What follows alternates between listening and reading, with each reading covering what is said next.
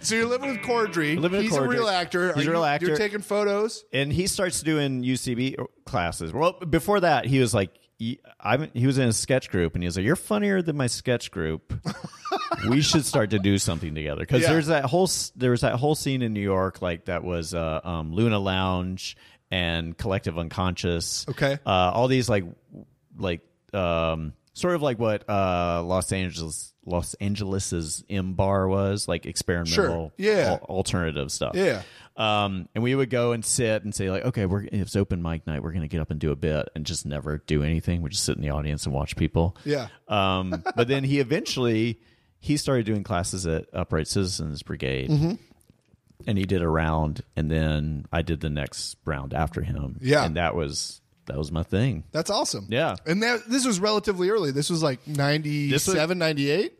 Yeah. It was, I think 97. It was I was in the second round of classes. So you had the UCB Forest teachers, presumably. Yeah.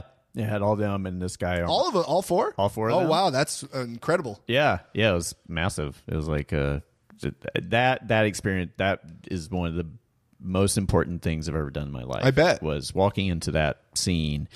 And the other thing that it was that feeling that I was sort of trying to find before of what felt right or what felt like made sense to me, and it reminded me a lot of like my music scene. Sure.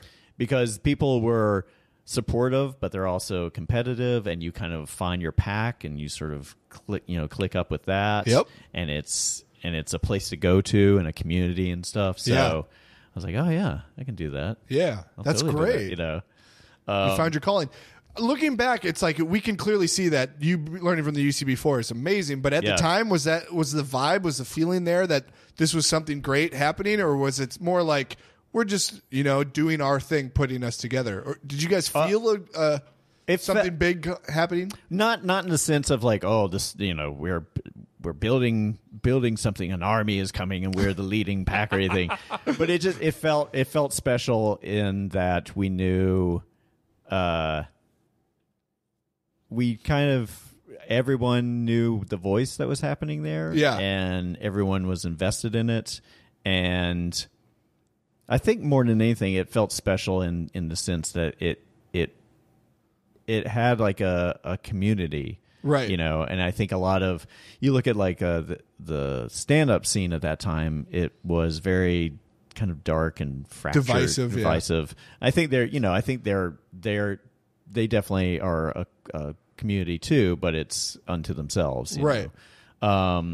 It's tennis versus baseball. Yeah, but I never would have thought it would be what it is now. Right, that it becomes like a community college level thing, or just this national. Because wasn't the first one? Am I mistaken? Wasn't it in like a former like sex place? The very first one was this place called Solo Arts that they were renting, and it was like 4 or 5 flights up, right, in this kind of not industrial, but like it's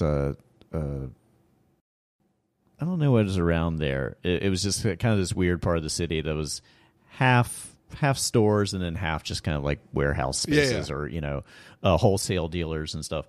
But the second place was at 161 West 22nd. And that was a former burlesque theater, right? Like strip joint. It's amazing. Yeah.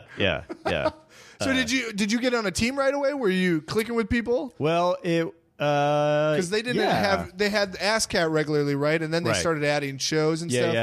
Yeah. I got on a team pretty quickly. It was sort of at that point, half the class would go away and the other half would sort of like be broken up and put onto a team. Oh, cool. It's not like now. Right. If I entered into it now, I would be so old.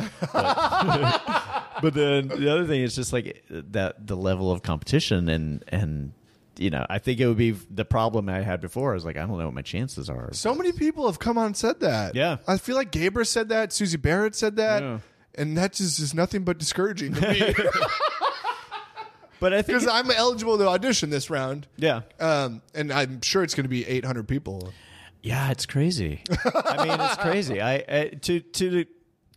To a degree, I do think maybe that they should have fewer classes, or I don't know. It does feel. Well, they did start doing the mess hall teams to add more opportunities, but I mean, the thing they do right still, I think, is that they say this is a place we want people to come and everybody's welcome and try it and investigate and find your place and stuff.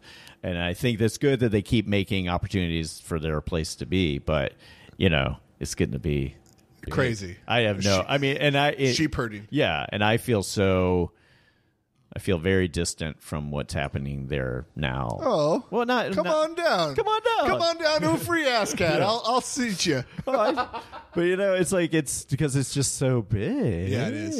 And there's so many people. Yeah, it's not the charm that it was at the burlesque shop on 1267 22nd Street. You got it exactly right.